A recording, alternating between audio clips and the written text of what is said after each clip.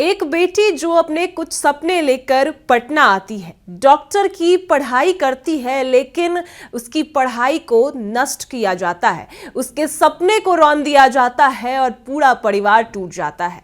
और इसमें डॉक्टरों का भी हाथ होता है। उस बच्ची को क्या पता था कि बिहार में जिसको रक्षक कहा जाता है वही भक्षक बन जाएंगे। बिहार की पुलिस जिस तरीके से कार्रवाई कर रही है, जिस तरीके से बिहार की पुलिस की व्यवस्था की किरकिरी हुई, ये साफ पता चलता है कि वो रक्षक नहीं, सही में भक्षक है। जिस तरीके से नीट छात्रा मामले में बिहार पुलिस ने, पटना पुलिस ने काम किया, ये साफ तौर पर दिखाया गया कि पटना के पुलिस मामले को दबाने की कोशिश कर रही है। साफ तौर पर देखा गया। और इसमें सिर्फ एक पुलिस का हाथ नहीं, तमाम उन पुलिसों की हाथ है जिसने इस मामले को दबाने की कोशिश की।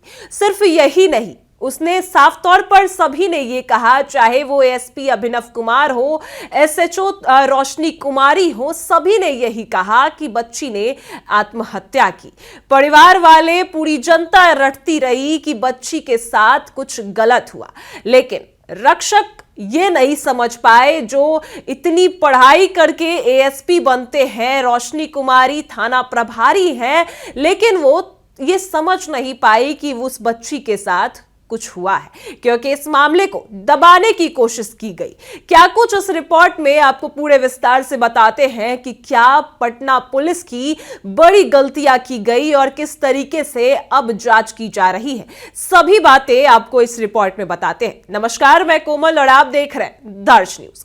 देखिए, आपको बता दें कि सबसे बड़ी बात है कि वो बच्ची पटना आती है, अपने सपने साकार करने आती है, लेकिन सिर्फ दरिंदों का इसमें हाथ नहीं, पटना पुलिस का भी हाथ होता है। बच्ची के साथ गलत होता है, लेकिन पुलिस वाले उस गलती को बच्ची के ऊपर मर देते हैं कि बच्ची ने आत्महत्या कर ली, डिप्रेशन में थी, नींद की गोलियां खाई। किसी ने यह जरूरी नहीं समझा कि जांच की जाए। एसएचओ रोशनी कुमारी को प्रभात मेमोरियल हॉस्पिटल से पता चलता है कि बच्ची जो है वो अब खुद से ही उसने किया, ऐसा कहा गया। थाना प्रभारी ने एक बार भी ये नहीं सोचा कि वो जाकर तफ्तीश करे, जांच करे। उसने अपना बयान एएसपी अभिनव कुमार को दिया और एएसपी से फिर एसएसपी कार्तिकेय शर्मा तक गए और वहां से डीजीपी को, यानी एक ऊपर सिस्टम एक के ऊपर जाते रहे, लेकिन किसी ने क्रॉस वेरिफिकेशन का सोचा तक नहीं। आपको बता दें कि बेटी जो अपने सपने लेकर पटना आती है, 5 जनवरी को जो है 5 जनवरी को वो पटना लौटती है अपने घर से, और ऐसे में 6 जनवरी को बेहोशी की हालात में मिलती है। यहां से ही एक कहानी शुरू हुई और अभी तक 15 से 20 दिन बीत चुके हैं, लेकिन अभी तक ना कोई अहम सुराग मिला है, ना ही बड़ी कार्रवाई हुई है। सिर्फ और सिर्फ देखा जा रहा है कि बिहार पुलिस की किरकिरी होती है, तब जाकर सम्राट चौधरी भी इसमें शामिल होते हैं। तब तक सम्राट चौधरी भी कुछ नहीं करते हैं। हालांकि सम्राट चौधरी की इसमें गलती नहीं, क्योंकि जब सिस्टम ही काम नहीं करेंगे, सिस्टम ही उनको बताएंगे कि यह आत्महत्या है, तो फिर वो क्या करेंगे, सबसे बड़ी बात है। लेकिन यहां पर आपको बता दें कि सबसे बड़ी गलती कब की गई, जब बच्ची 5 जनवरी को पटना के शंभू गर्ल्स हॉस्टल लौटती है, लेकिन 5 जनवरी को 6 लड़के उसी हॉस्टल में जाते हैं, 6 संदिग्ध लड़के, जबकि गर्ल्स हॉस्टल में लड़कों को जाना अलाउड नहीं होता है। परिवार लड़कियों को हॉस्टल में इस वजह से डालते हैं ताकि उनकी बेटी सुरक्षित रहे, लेकिन पटना के हॉस्टल की हालात देखिए, लड़के घुस रहे हैं, ना ही एंट्री है रजिस्ट्रेशन में, रजिस्टर में ना एंट्री है, सीसीटीवी फुटेज देखे जाते हैं। लेकिन पटना पुलिस की कार्रवाई देखिए, जिस दिन छात्रा बेहोश की हालात में मिली उसके 3 दिन तक ना ही सीसीटीवी फुटेज देखे गए, ना कमरे की जांच की गई, ना हॉस्टल की जांच की गई, ना ही कुछ और सबूत, जो 72 घंटे अहम जो है समय होते हैं सबूत जुटाने के लिए, सुराग जुटाने के लिए, वो सभी समय पुलिस मौके से गायब रही। तो कोई भी उन सबूतों को आराम से मिटा सकता है। हॉस्टल संचालक मनीष चंद्रवंशी हो, या फिर हॉस्टल के वार्डन हो, हॉस्टल के कर्मचारी हो, कोई भी मिटा सकता है, या फिर बाहर के लोग भी उस हॉस्टल में जाते हैं तो कोई भी उस सबूतों को साफ कर सकता है। लेकिन लेकिन बड़ी लापरवाही यही देखी गई। अब आपको बता 6 तारीख को छात्रा को सबसे पहले सहज अस्पताल ले जाया जाता है, लेकिन वहां के जो डॉक्टर हैं वो कहते हैं कि छात्रा गंभीर हालत में है और आईसीयू जो है उनके पास नहीं है, ताकि बच्ची को रेफर कर दिया जाता है मेडिकेशंस के बाद। इसके बाद उस बच्ची को प्रभात मेमोरियल हॉस्पिटल ले जाया जाता है। प्रभात मेमोरियल हॉस्पिटल के डॉक्टर सतीश कुमार कहते हैं कि बच्ची ने किया है, आत्महत्या करने की कोशिश की है, जबकि बच्ची के शरीर पर जख्म के निशान होते हैं, चोट के निशान होते हैं। डॉक्टर जो भगवान का रूप होते हैं उन्होंने ऐसा बयान दिया। और हालांकि आपको यह बता दें कि सहज अस्पताल में जब बच्ची गई तब यह मामला जो है पुलिस केस का बनता था, लेकिन वहां से एक बार भी पुलिस वालों को कॉल नहीं गया। यहां पर भी सबसे बड़ा आरोप देखा गया। लेकिन इसके बाद प्रभात मेमोरियल के पास जो है बच्ची को ले जाया जाता है। 6 जनवरी को ही बच्ची को प्रभात मेमोरियल ले जाया जाता है, जहां डॉक्टर सतीश ने पुलिस को तो जो है इन्फॉर्म किया, एसएचओ रोशनी कुमारी को इन्फॉर्म किया और सतीश कुमार ने यह बताया कि बच्ची ने आत्महत्या की है। डिप्रेशन थी बच्ची को और नींद की गोलियां के ओवरडोज की वजह से बच्ची ने आत्महत्या की। एसएचओ ने एक बार भी जरूरी नहीं समझा, रोशनी कुमारी ने एक बार भी जरूरी नहीं समझा कि वहां जाए, बच्ची की हालात को देखे और तफ्तीश करे कि आखिर मामला क्या है। उसको जो भी डॉक्टर ने कहा उसने अपने आगे और ऊपर वाले अधिकारी को बताया। ओपन एंड शट केस इस मामले को कह दिया गया। बिना बच्ची के जांच किए, बिना बच्ची को देखे, बिना मौके घटना स्थल पर गए हुए, बिना कोई कार्रवाई किए हुए एसएचओ रोशनी कुमारी ने यह कह दिया कि बच्ची ने आत्महत्या किया है, बस एक डॉक्टर के बयान पर। सिर्फ यही नहीं, पुलिस वाले सिर्फ यही नहीं रुकते हैं। रोशनी कुमारी एएसपी अभिनव कुमार को कहती है, एएसपी अभिनव कुमार एसएसपी कार्तिकेय शर्मा को कहते हैं, कार्तिकेय शर्मा डीजीपी तक बात पहुंचाते हैं और इस मामले को ओपन एंड शट केस कह दिया जाता है। और सम्राट चौधरी को भी पता चलता है, इस वजह से उनको यही लगता है कि ये ओपन एंड शट केस है, क्योंकि आए दिन नीट की कई छात्र छात्राएं जो है ऐसा कदम उठाते रहते हैं, जो है डिप्रेशन में चले जाते हैं, पढ़ाई प्रेशर सभी चीजें होती हैं, तो ऐसा मामला ये भी है। लेकिन किसी ने ये जरूरी समझा ही नहीं कि एक बार जाकर जांच की जाए। 3 दिन तक ना ही जो घटना स्थल पर जाया गया, लेकिन जब पीड़ित परिवार हंगामा करता नजर आया, न्याय की मांग करता नजर आया, सड़कों पर उतरा, तब जाकर यह मामला तूल पकड़ता है। तब जाकर, उससे पहले ही आपको बता दें कि सभी ने, एएसपी अभिनव कुमार, एसएसपी कार्तिकेय शर्मा, सभी ने यह बयान दे दिया कि बच्ची ने आत्महत्या की है। सार्वजनिक बयान दिया, जबकि एक बार भी तफ्तीश नहीं की गई। सबसे बड़ी गलती बिहार पुलिस की यही थी, बिना जांच किए, बिना पड़ताल किए बयान दे देना, और वो भी एक बच्ची के सपने पूरे झकझोर कर रख दिया। दरिंदे खुलेआम घूम रहे हैं, लेकिन पुलिस प्रशासन ने एक बार भी जरूरी नहीं समझा कि उस बच्ची के जो भी कारण थे, आखिर क्या वजह रही कि उसने डिप्रेशन की गोली ली, जैसा उनका बयान है। इस मामले में भी तफ्तीश नहीं की गई। हालांकि इसके बाद पोस्टमार्टम रिपोर्ट सामने आता है और इसके बाद पूरी कहानी पलट जाती है और बिहार पुलिस की किरकिरी होनी शुरू हो जाती है। बिहार पुलिस अपने बयान को पलट देती है। एसपी अभिनव कुमार, रोशनी कुमारी सभी अपने बयान को पलट देते हैं और इसके बाद जब पोस्टमार्टम में यह साफ बोला जाता है कि बच्ची के साथ दुष्कर्म से इनकार नहीं किया जा सकता है, तब इस मामले में थोड़ी कार्रवाई शुरू होती है। एसआईटी की टीम गठित की जाती है। हालांकि होता उससे भी कुछ नहीं, न जांच की जाती है सही तरीके से और पूरे मामले को पटना से बच्ची के घर में शिफ्ट किया जाता है, जहां की वो रहने वाली थी। वहां पर जाकर तफ्तीश करने लगती है, जबकि तफ्तीश पटना में होनी चाहिए थी। पटना में बच्ची जो है हॉस्टल के कमरे में बेहोश के हालात में मिली। पटना वो बच्ची रहती थी, तो पटना में तफ्तीश होने के बजाय बच्ची के परिवार वालों को तंग किया जा रहा था। और इसके बाद सबसे अहम सुराग और सबसे अहम जो है सामने आई, जब एफएसएल की टीम यानी फॉरेंसिक टीम ने यह स्पष्ट कर दिया कि बच्ची के कपड़ों से मेल स्पर्म पाया गया। लेकिन यहां पर भी एक बात सामने आती है कि परिवार वालों ने, बच्ची 6 तारीख को बेहोश होती है और परिवार वाले जो है, पीड़ित परिवार जो है वो 10 जनवरी को बच्ची के कपड़े एसआईटी की टीम को देते हैं कि ताकि इससे कुछ अहम सुराग मिल सके। लेकिन उस समय से लेकर 10 तारीख से लेकर पुलिस वाले उन कपड़ों को फॉरेंसिक जांच के लिए नहीं भेजते हैं।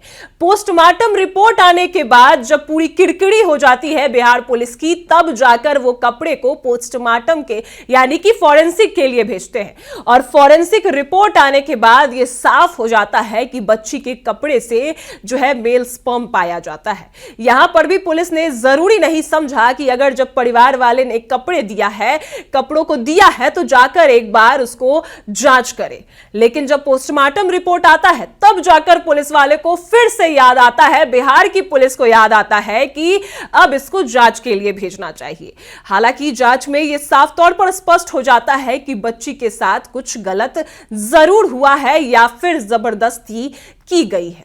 लेकिन इसके बाद अब पटना पुलिस आगे की कार्रवाई करती है। जैसे ही ये बयान सामने आता है, जैसे ही ये रिपोर्ट सामने आता है, इससे साफ पता चल जाता है कि ना ही पहले कार्रवाई हुई और ना ही एसआईटी के गठन के बाद सही तरीके से कार्रवाई होती है। इससे ये साफ था कि किसी ना किसी को बचाने की कोशिश की जा रही है। हालांकि हम ये आपको नहीं बता सकते हैं, लेकिन बड़ी बात है कि आखिर ऐसा बिहार की पुलिस कर क्यों रही। शुरुआती जांच में भी यही हुआ और अब भी यही हो रहा था। जब ये फॉरेंसिक टीम के रिपोर्ट आते हैं तब जाकर पुलिस वाले फिर से जो है वो काम करना शुरू करते हैं।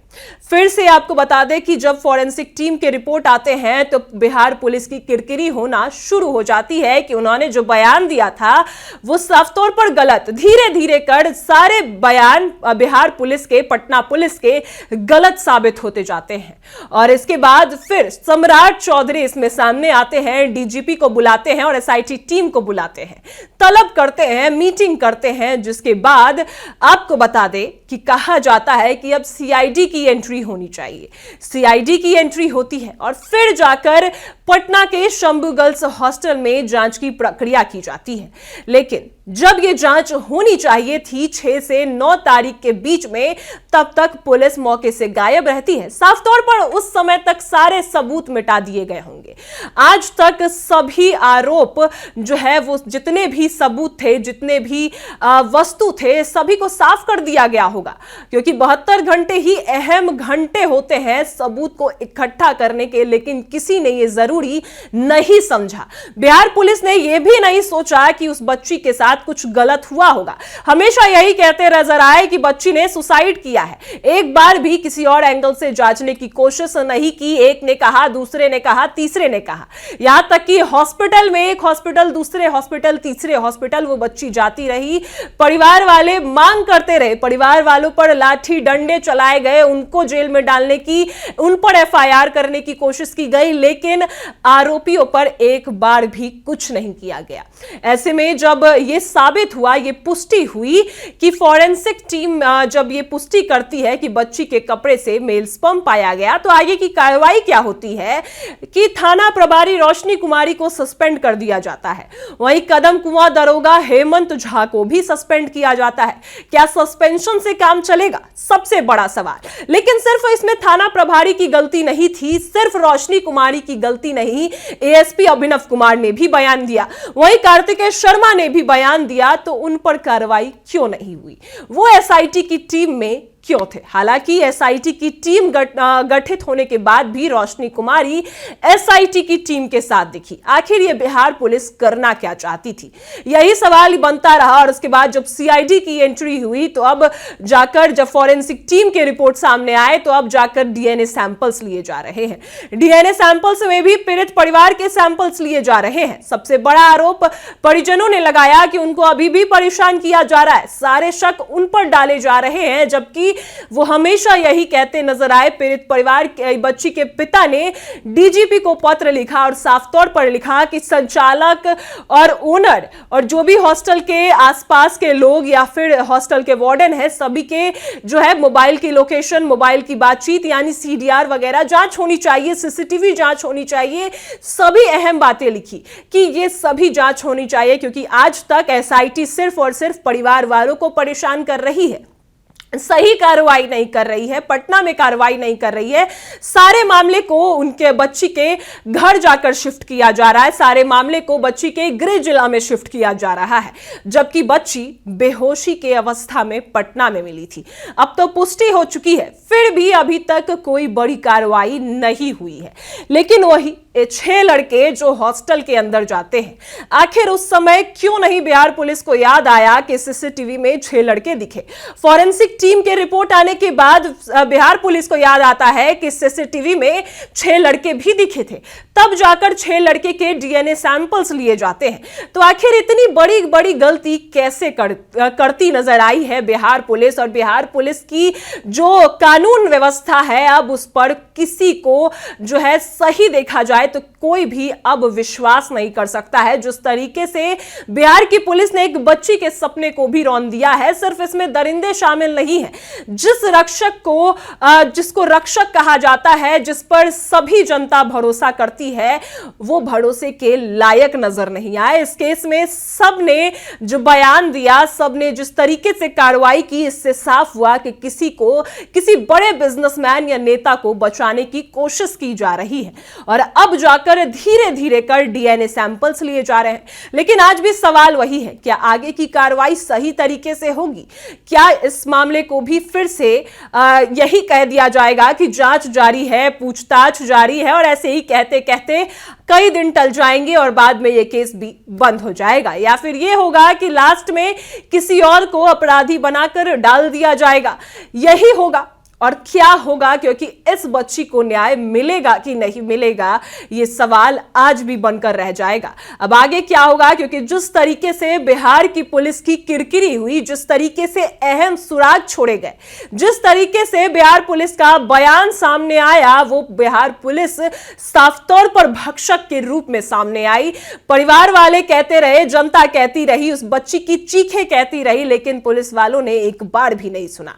अब आगे क्या कुछ कार्रवाई की जाएगी, सब आपको बताएंगे। फिलहाल इस खबर में इतना ही। आप देख रहे हैं दर्श न्यूज।